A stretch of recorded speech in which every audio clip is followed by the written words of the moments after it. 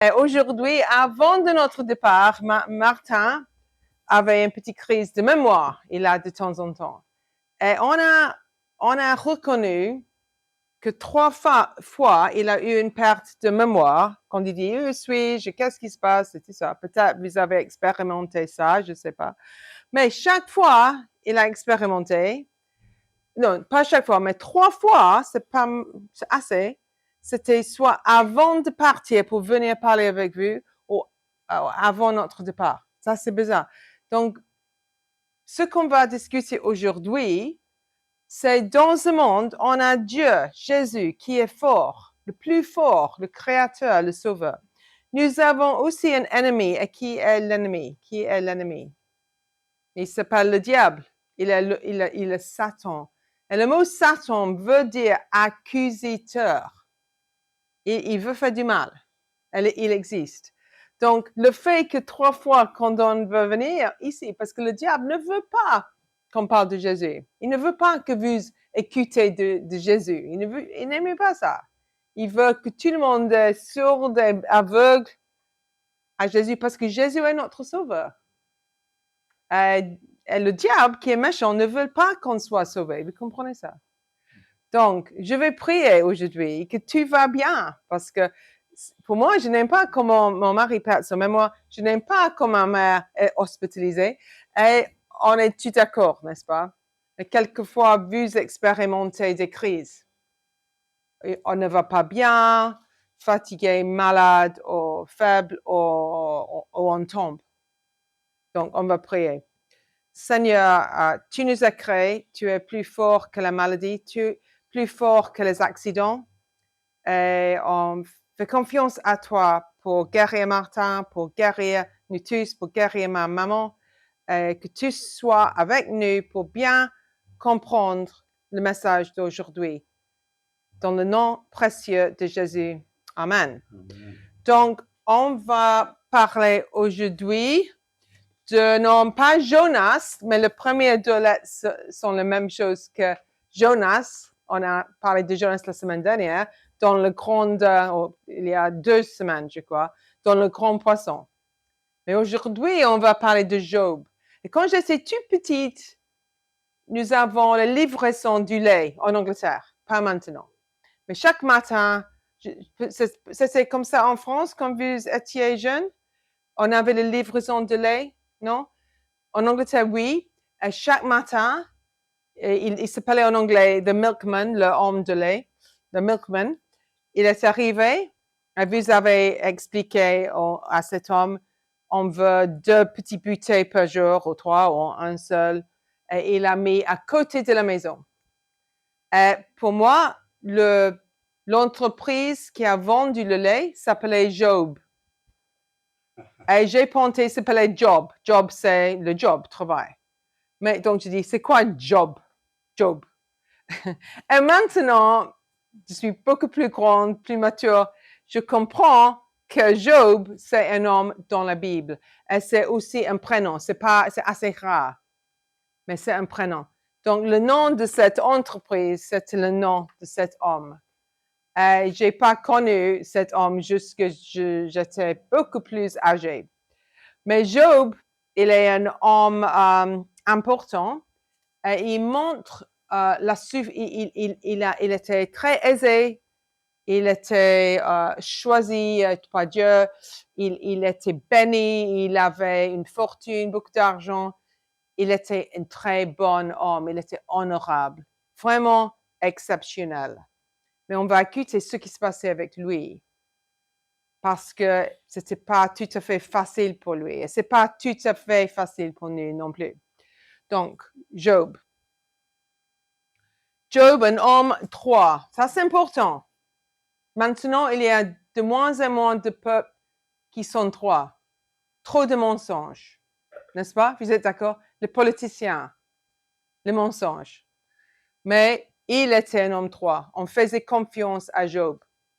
Job était intègre et droit, il craignait Dieu et se détournait du mal. Ça, c'est important. Il n'a pas fait du mal. Cet homme était le plus considérable de tous les fils de l'Orient. Et il avait 7 fils, 3 filles, 7000 moutons. Il était très riche, 7000 moutons, c'est pas mal. Et il avait 1000 bœufs pour labourer. Vous imaginez combien de champs il avait s'il avait besoin de 1000 bœufs pour faire le travail. Maintenant, on utilise le tracteur. Mais à l'époque, énorme. Il était très riche. Et ses enfants, c'était une famille très unie. Maintenant, souvent, malheureusement, dans les familles, les enfants, les jeunes adultes ne s'entendent pas très bien avec les uns les autres, avec les parents. Mais c'est une famille très unie. Ils ont dîné chez eux et les enfants étaient les jeunes adultes. Mais ils étaient tranquilles et contents et bons. Et vraiment idéal, parfait. Donc, tu peux continuer. Donc, Satan parle avec Dieu. Ils étaient dans le ciel. Donc, imaginez, on a la terre et on a le ciel. Où est Dieu le Père? Il est dans la terre ou dans le ciel? Dieu le Père. Il est dans le ciel. Jésus, Dieu le Fils, il est venu dans la terre, n'est-ce pas? Le Saint-Esprit est souvent, il est toujours dans le ciel et dans la terre. Mais Dieu le Père est sur un trône magnifique dans le ciel. Et il était entouré par, il dit dans la Bible, des habitants du ciel. Donc, ils étaient des êtres spirituels. Donc, j'imagine, ils étaient les anges. Les anges dans le ciel. Et Dieu dans le ciel. Mais aussi le diable dans le ciel. Et le diable vient de se promener partout sur la terre. Donc, il faut savoir que le diable est capable de aller partout dans la terre, mais il n'est pas comme Dieu. Il n'est pas illimité. Il n'est pas omniprésent ou omnipotent. Dieu est beaucoup plus puissant que le diable. Il peut le limiter. Il ne peut tout faire. Parce que Dieu est le créateur et le sauveur. Mais quand même, le diable, Satan, veut dire accusateur. Il veut nous accuser. Mais Jésus nous sauve, n'est-ce pas? Quelquefois, il dit, ne fais pas ça, Sean. Mais Jésus ne m'accuse jamais. Dieu ne m'accuse jamais. Mais le diable nous accuse. Il veut causer du mal. Donc, Dieu dit à Satan, donc on a une conversation avec Dieu et le diable, Satan, dans le ciel. Assez intéressant, non?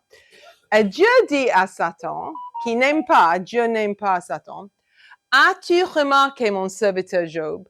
Il n'y a personne comme lui sur la terre. C'est un homme intègre et droit, craignant Dieu et se détournant du mal. Donc, regarde, Dieu était fier de Job parce qu'il était un homme intègre, excellent, honnête, juste. Et Dieu dit, regarde mon fils Job, il est merveilleux, n'est-ce pas, au diable. J'espère il parle de nous comme ça. Regarde Martin, il est fort, il persévère. C'est pas facile, tu vois. Je regarde la souffrance, elle reste dans la foi, même c'est difficile. Dieu veut dire, regarde mes enfants. Mais Satan dit à Dieu, étends ta main, touche à tout ce qui lui appartient. Et je suis sûr qu'il te maudit en face. C'est en Job dans la Bible. Donc, le diable dit, il y a une seule explication pourquoi Job est bon, est content, est fiable et intègre, parce que tu le bénis, Dieu. C'est parce que Dieu l'aide. Parce que Dieu nous aide, n'est-ce pas? Dieu nous protège, Dieu nous aide. Et le diable dit, c'est seulement parce que tu le protèges qu'il est content. Et c'est seulement que tu le protèges, tu le bénisses, qu'il continue dans la foi. Tu vois? Donc, est-ce que c'est vrai? Est-ce que nous sommes seulement fidèles et contents quand Dieu nous donne des bonnes choses?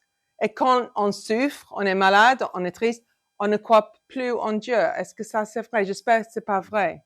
Parce que Dieu veut qu'on soit constant, qu'on fait confiance à Jésus quand c'est difficile et quand c'est facile. Parce qu'il est notre seul espoir. Qui d'autre peut vraiment nous aider? Seulement Dieu. Qui a les clés pour la vie éternelle? Seulement Dieu, seulement Jésus. Donc, même si la vie est difficile, il faut continuer dans la foi. Donc, l'accusateur, Satan, a dit, c'est seulement parce que tu l'as protégé, tu l'as béni, il est riche et tout ça, que Job, il est fidèle. Mais Dieu a dit Satan, en tend ta main, touche à tout ce qui lui appartient, et je suis sûr qu'il te maudit en face. Donc, Job dit, si il souffre énormément, on va voir, Job, il va maudire Dieu. Si tu étais Dieu, tu dis, OK, Satan, on va voir. Ou est-ce que tu dis, non, on ne sait pas, on ne veut pas voir? Dieu a dit, d'accord. Dieu a dit, d'accord. Il a voulu prouver que son fils, Job, était plus fort que ça. Que sa foi en Dieu était plus fort que simplement parce qu'il est content que tu vas bien.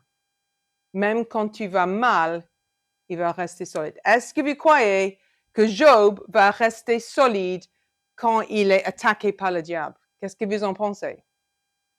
On va voir, OK? Est-ce que vous pensez, si tu vas mal, est-ce que tu vas rester solide? Est-ce que tu vas faire confiance à Jésus? J'espère. OK. Dieu limite la manière dont Satan attaque Job. Dieu dit, voici tout ce qui lui appartient est dans ta main, Satan, seulement ne porte pas la main sur lui. Il a dit à Satan, tu peux pas le toucher. Il ne peut pas avoir les problèmes de peau ou une crise cardiaque ou les douleurs. Ne touche pas son corps, mais tu peux toucher ses biens des autres, tous les autres, mais pas son corps. Donc, qui est en autorité, le diable ou Dieu? Dieu. Dieu limite le diable. Dieu dit, tu peux faire ça, mais pas ça. Tu vois? Il faut faire confiance à Jésus. Il est plus fort que le malin envoie dans le monde. Mais le malin existe dans le monde. Le diable existe. On voit la guerre. On voit la maladie. On voit la mort. Ça, c'est le diable à l'œuvre. Mais Dieu est plus fort et on va le voir. Donc, Satan sortit devant la face de l'Éternel. Donc, il est parti. Et qu'est-ce qu'il va faire? Satan va attaquer Job. Oh, le pauvre, le pauvre. OK. Job perd tout. Il perd ses animaux. Donc, les animaux, j'ai écrit quelques exemples ici, mais je me suis cassé mes lunettes juste avant de partir. Quelle journée, quelle journée. Donc, je vais essayer de voir. Est-ce que tu as des lunettes que je peux utiliser? Voilà, peut-être ça va aider. Oh oui, très bien, je peux voir. Ouf, ils sont plus forts que les miens. Donc,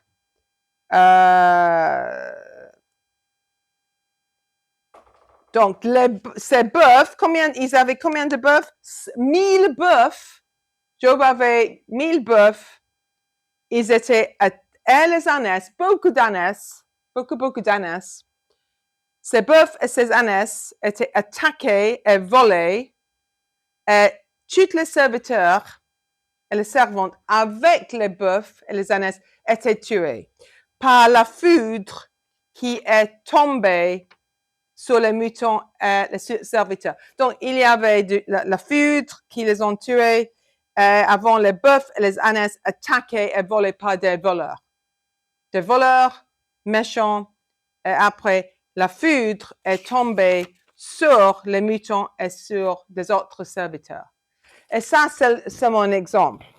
Mais le pire était ses enfants.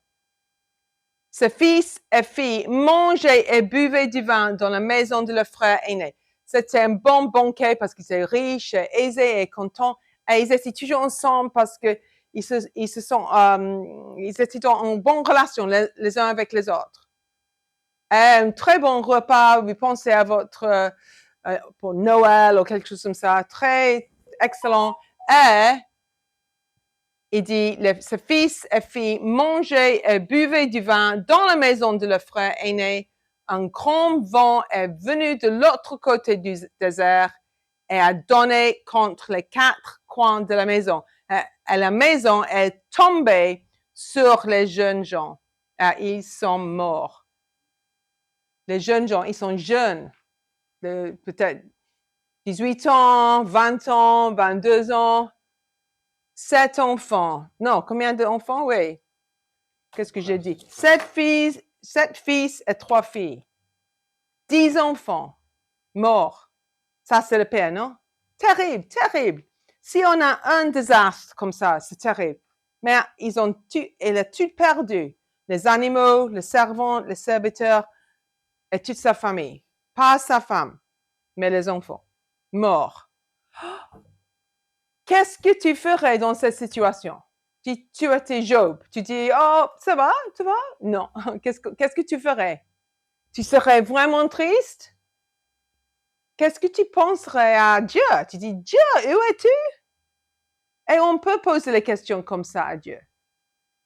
Si quelque chose ne va pas bien, il est plus que capable pour écouter nos questions. Tu peux dire, Dieu, je ne comprends pas. Ça, c'est impossible. Qu'est-ce qui se passe? On va voir quelle était la réaction de Job. Donc, Job déchira son manteau et rasa sa tête et se jetait par terre et il se prosterna. C'est ce qu'on faisait. Pas maintenant, mais on a déchiré le manteau, rasé la tête. Il était vraiment en agonie, n'est-ce pas? Très triste et se prosterne. Mais il dit, qu'est-ce qu'il dit? Qu'est-ce que je dirais? Peut-être je dis, c'est pas juste, c'est pas bien. Pourquoi moi? Pourquoi ma famille? Mais il a dit, nous, je suis sorti du ventre de ma mère et nous, j'y retournerai. L'Éternel a donné, l'Éternel a ôté, que le nom de l'Éternel soit béni. Ça, c'est très connu, ce verset dans les funérailles souvent. Peut-être vous l'avez déjà écouté. Je suis arrivé nu, sans rien, comme un bébé. Je retourne avec rien. Il parle ces mots. Il est très, très triste. Mais est-ce qu'il maudit Dieu? Non, il reste fidèle.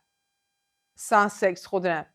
On va avoir une dernière semaine sur Job. Il y a des autres choses qui se passent contre lui, même contre sa personne. Mais il continue dans la foi. Mais il pose beaucoup de questions à Dieu.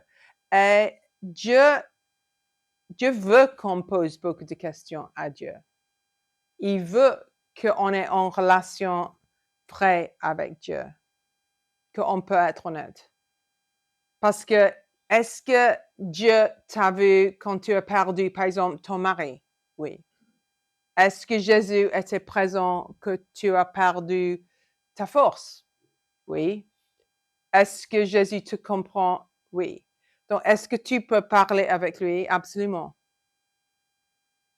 Donc, c'est important. Tu dis, je ne comprends pas, mais quand même, je fais confiance à toi. Je ne comprends pas, je ne suis pas contente. Mais aide-moi et donne-moi la paix. Il restait dans la foi. Donc, Dieu pouvait dire à Satan, au diable, regarde, mon fils Job reste constant. Mon fils Job reste intègre et droit et bon. Il ne m'a pas maudit. Ok, on va voir 2 versets qui expliquent un peu ce qui se passe. Et dans la Bible, il explique qu'on va passer par les tribulations, les difficultés.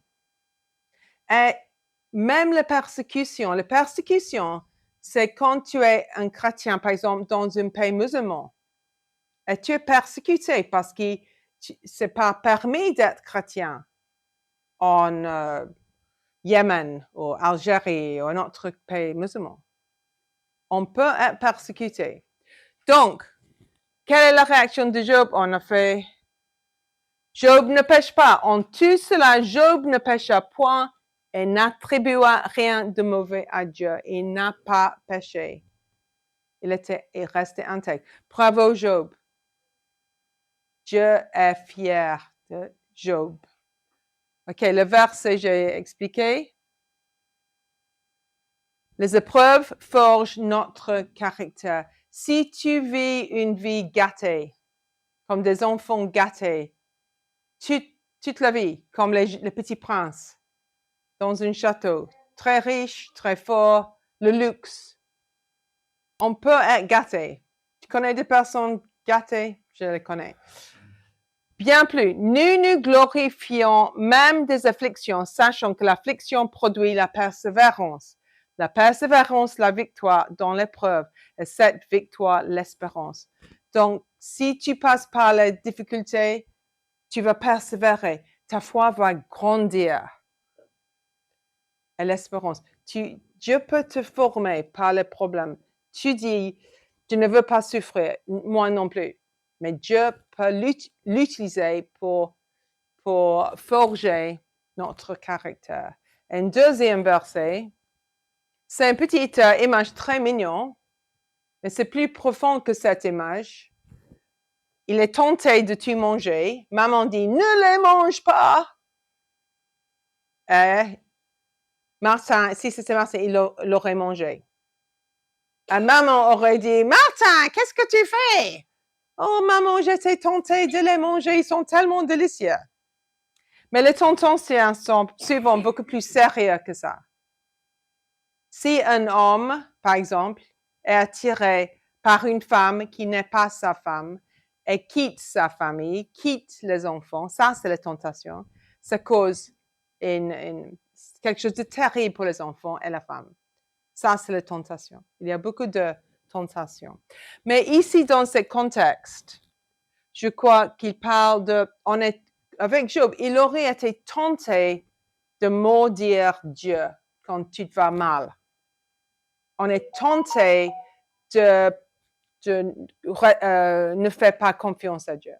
On est tenté de dire, c'est pas possible, je crois plus. Ça, c'est une autre espèce de tentation. Heureux l'homme qui supporte patiemment la tentation, car après avoir été éprouvé, l'épreuve, il recevra la couronne de vie que le Seigneur a promise à ceux qui l'aiment. Si tu restes fidèle à Dieu, même si tu es tenté de dire, je peux plus, je crois plus, si tu restes fidèle à Dieu, tu recevras la couronne de vie dans l'éternité, dans le paradis. Il va te récompenser pour être fidèle même quand tu souffres. Est-ce que tu souffres? Oui. Est-ce que tu souffres maintenant? Peut-être. Est-ce que tu vas souffrir demain? Peut-être, oui. Mais est-ce que Dieu va te récompenser? Souvent, la récompense, c'est dans le ciel. Et le diable n'a pas d'autorité sur Dieu. Dieu l'a laissé un peu de pouvoir pour montrer la fidélité de Job. Mais Dieu est en contrôle. Priez Dieu, la protection de Dieu, et restez fidèles jusqu'à la fin de vos vies. Et tu seras récompensé avec la couronne de vie, la vie éternelle, toujours avec lui. Donc, Job est un homme merveilleux, mais nous aussi, nous souffrons, pas le même niveau peut-être, mais restez fidèles. Jésus nous protège et il nous récompense. Amen. OK, je vais prier qu'on puisse persévérer dans la foi. Vous êtes d'accord? Même quand la vie est compliquée. Seigneur, on te dit merci que tu es beaucoup plus fort que le diable. On prie que quand on est dans les circonstances difficiles, les épreuves horribles, que nous donne la force pour persévérer, pour continuer dans la foi, pour parler dans la prière honnêtement avec toi, Jésus. Sois avec nous. Et on prie que tu nous donnes la couronne de la vie quand on entre dans le paradis. Merci Seigneur. Amen. Okay, on va chanter.